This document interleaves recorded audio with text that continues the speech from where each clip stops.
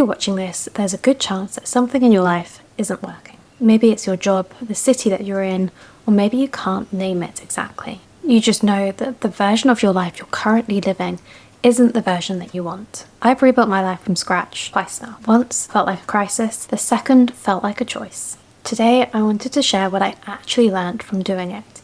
A couple of years ago, I burned out badly enough that I couldn't keep going.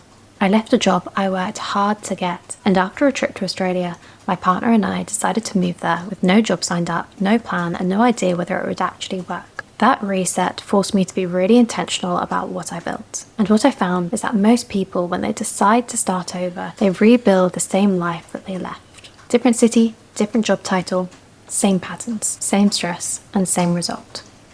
There are a few things I did differently the second time, and I think they're the difference between actually rebuilding and just relocating your problems. Figure out what was actually broken. When I rebuilt, I was running away from something. Many people are, but if you don't get specific about what you're running away from, you'll just recreate it. For me, the problem was the corporate environment draining me. London, long commutes, and a fast pace of life that never let my nervous system settle. I'd been there for 9 years and I'd used up all of my energy, my drive, and my ambition. The answer didn't have to be Australia, but it needed to be a slower pace of life. Australia happened to fit that, but it could have been a smaller city in the UK, working remotely, or something else entirely. The point is, I knew what needed to change before I decided how to change it. So before you blow anything up, ask yourself specifically, what exactly is wrong? Is it the work itself or the company? Is it the city or the pace that you're living at? Is it the relationship or the version of yourself you've become within it? The more precise your diagnosis, the more targeted your rebuild can be. Fix what you neglected first, not what looks good. When we arrived in Sydney, most people would have assumed our first priority was looking for work. Get a stable job, get income, get back to normal. But I didn't do that. I didn't want to go back to normal. The first thing I focused on was building a social life, because the thing that I'd most neglected in the years leading up to my burnout wasn't work, it was connection. I'd let all of that erode and I needed to rebuild it first, or I'd slip back into old patterns. This is where most people get their rebuilds wrong. They prioritize the things that look stable on paper, usually work and money, and then they leave the things that actually sustain them until later becomes never. There's a concept called the rocks and sand approach to life.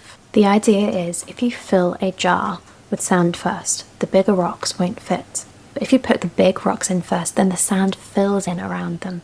Your work has a tendency to expand to fill whatever space you give it. If you don't protect the other things first, work has the potential to take over that time. So ask yourself honestly, what have you been neglecting? Your health, your friendship, time that's just yours? That is where your rebuild starts. Be willing to go backwards before you go forwards. I spent about 4 months working in a retail store in Sydney. What may have looked like a step back was actually the best choice for me. It allowed me to recover from burnout and prioritize myself and put all the other elements of my life first. It gave me routine without pressure, a reason to get out of the house, just enough income to take financial anxiety off the table, and it gave me time to actually recover before throwing myself back into a high-stakes environment that would have broken me again. About 5 months later, the fog lifted, and when I took a new role in tech, I felt genuinely ready in a way that I wouldn't have been if I just pushed through. We have this idea that careers are like a ladder. You start at the bottom and you climb.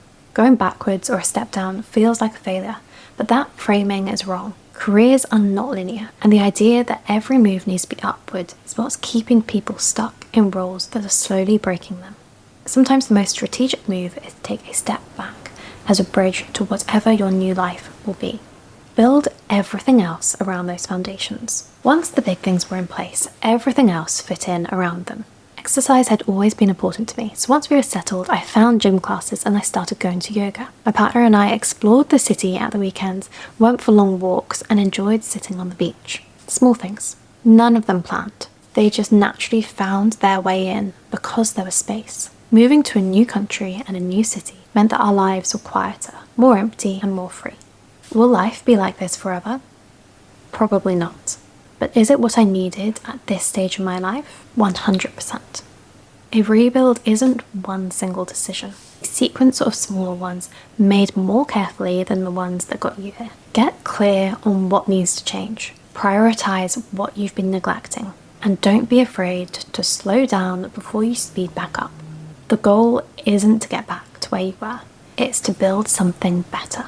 If you want to know more about my decision to move country specifically, I go into more depth in another video that I'll link above.